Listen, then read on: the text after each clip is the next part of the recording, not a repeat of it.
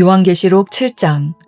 이 일 후에 내가 네 천사가 땅 네 모퉁이에 선 것을 보니 땅의 사방에 바람을 붙잡아 바람으로 하여금 땅에나 바다에나 각종 나무에 불지 못하게 하더라. 또 봄에 다른 천사가 살아계신 하나님의 인을 가지고 해 돋는 데로부터 올라와서 땅과 바다를 해롭게 할 권세를 받은 네 천사를 향하여 큰 소리로 외쳐 이르되 우리가 우리 하나님의 종들의 이마에 인치기까지 땅이나 바다나 나무들을 해하지 말라 하더라.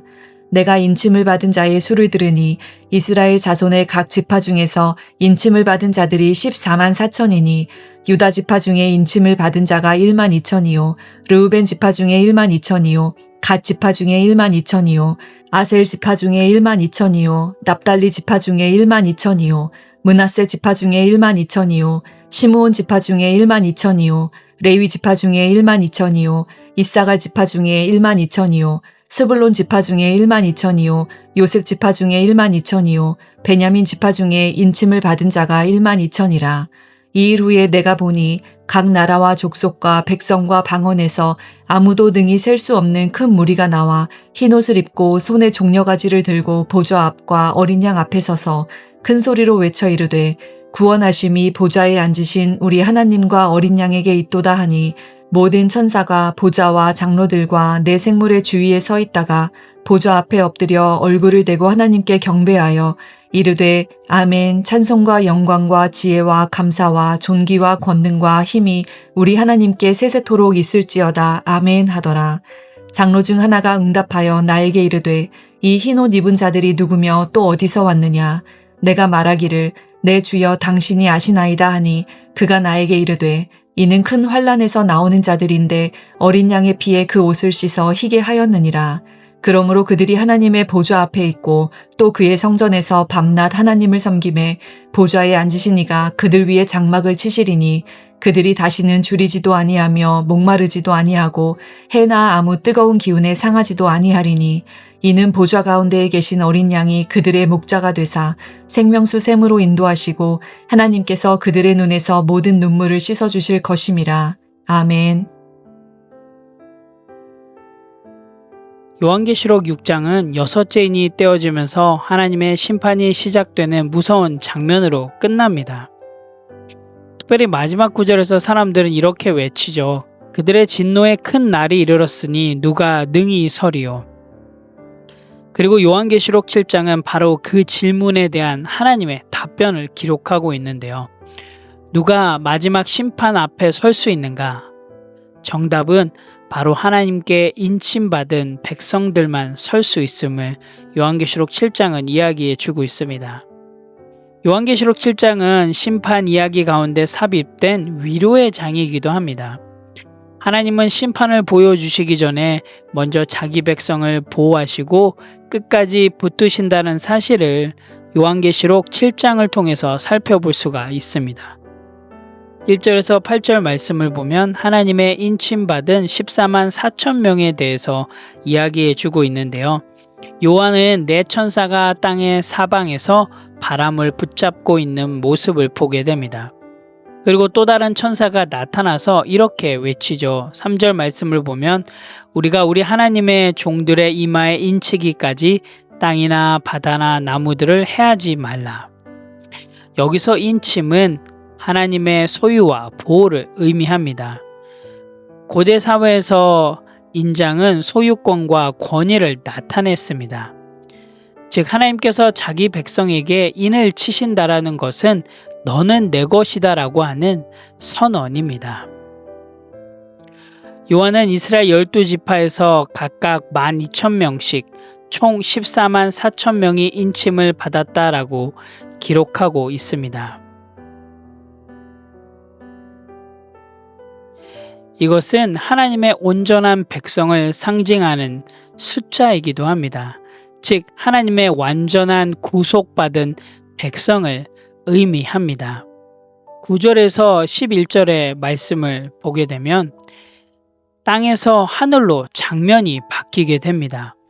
요한은 셀 수 없는 큰 무리를 보게 되는데요. 이들은 흰 옷을 입고 종려 가지를 들고 하나님의 보좌와 어린 양 앞에서 하나님을 찬양합니다. 그리고 이렇게 크게 외칩니다. 구원하심이 보좌에 앉으신 우리 하나님과 어린 양에게 있도다. 이 장면은 복음의 승리를 우리에게 보여주고 있습니다. 또한 구원의 완성을 우리에게 보여주고 있는데요.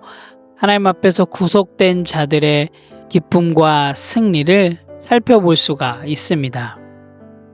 13절에서 17절 말씀을 보면 장로 한 사람이 요한에게 이렇게 묻습니다. 이 흰 옷 입은 자들이 누구며 또 어디서 왔느냐?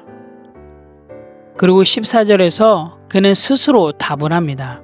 이는 큰 환난에서 나온 자들인데 어린 양의 피에 그 옷을 씻어 희게 하였느니라. 이들은 환난을 통한 성도들인데요. 그런데 중요한 것은 그들이 스스로 깨끗해진 것이 아님을 볼 수가 있습니다. 바로 어린 양의 피에 그 옷을 씻었기 때문이다 라고 이야기해 주고 있는데요. 우리가 영생을 얻게 된 이유는 우리의 의 때문에 우리가 깨끗해진 것이 아니라 바로 예수님의 피 때문에 깨끗해졌음을 살펴볼 수가 있습니다. 15절에서 17절의 말씀을 보게 되면 요한계시록 7장의 절정을 기록하고 있습니다. 15절에서 17절의 말씀은 요한계시록 7장의 절정을 기록하고 있는데요.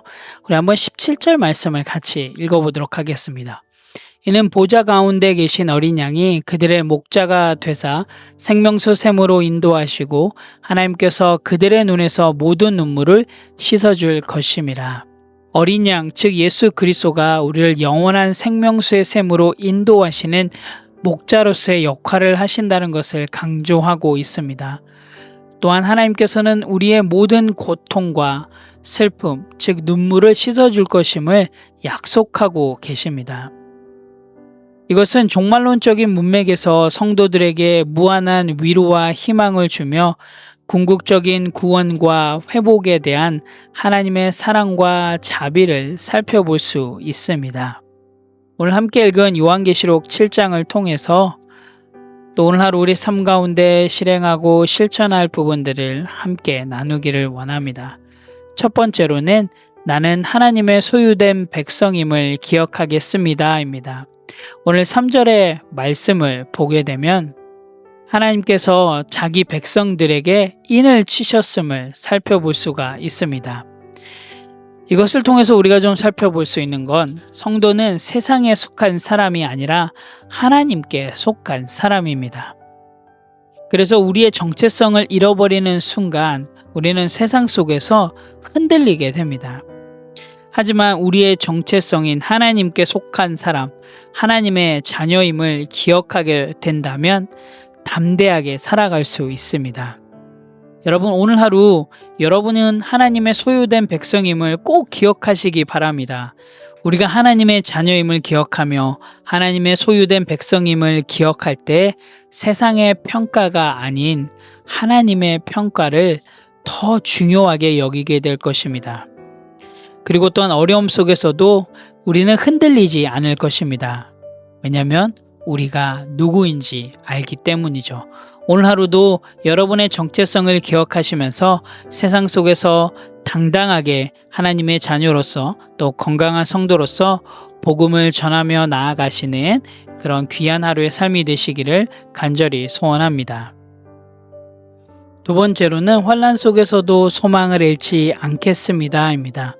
오늘 요한계시록 7장을 보게 되면 환난을 통과한 성도들도 결국 하나님 앞에 서게 됨을 보게 됩니다. 여러분, 고난은 우리의 삶의 마지막이 아닙니다. 고난은 절대로 우리의 삶의 끝이 아닙니다. 고난을 통과하고 또한 고난 가운데 하나님을 신뢰하며 나아갈 때 끝까지 붙으시는 그 하나님을 경험하며 도리어 고난을 통해서 하나님께서 우리에게 허락해 주신 놀라운 소망들을 바라볼 수 있는 은혜의 통로가 될 것입니다. 여러분, 현재 여러분이 겪고 있는 그 어려움들을 정말 하늘의 관점으로 한번 바라보시기 바랍니다. 그러할 때 우리는 낙심보다 소망을 선택하게 될 것입니다. 여러분, 힘들수록 기도하시고요. 또한 하나님의 말씀을 붙드십시오. 하나님의 약속을 신뢰하십시오. 환난 속에서도 소망을 잃지 않는 건강한 성도의 삶을 통하여서 아직 하나님을 모르는 사람들이 세상 속에서 어떻게 소망을 가지고 살아가는지 귀한 본이 되리라고 믿습니다. 오늘 하루도 우리 성도님들의 삶을 통하여서 복음이 전하여지는 그런 귀한 본의 삶이 되시기를 간절히 소망합니다. 함께 기도하겠습니다. 하나님 참 감사합니다.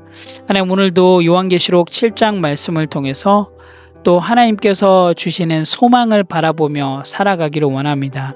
세상이 흔들리고 또한 우리의 미래가 불안하다 할지라도 우리를 인치시고 우리를 붙드시는 그 하나님을 신뢰하길 원합니다.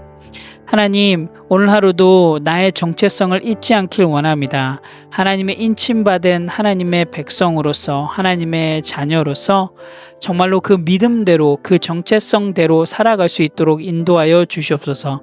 그래서 어떠한 환난과 어려움 속에서도 낙심하지 않고 정말로 말씀대로 실행하고 실천하며 나아갈 수 있는 그런 건강한 성도의 삶이 될 수 있도록 하나님 인도하여 주시옵소서.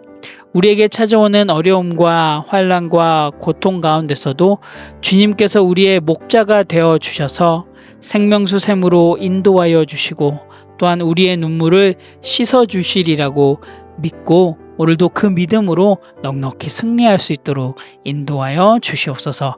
감사드립니다. 예수님의 이름으로 기도합니다. 아멘.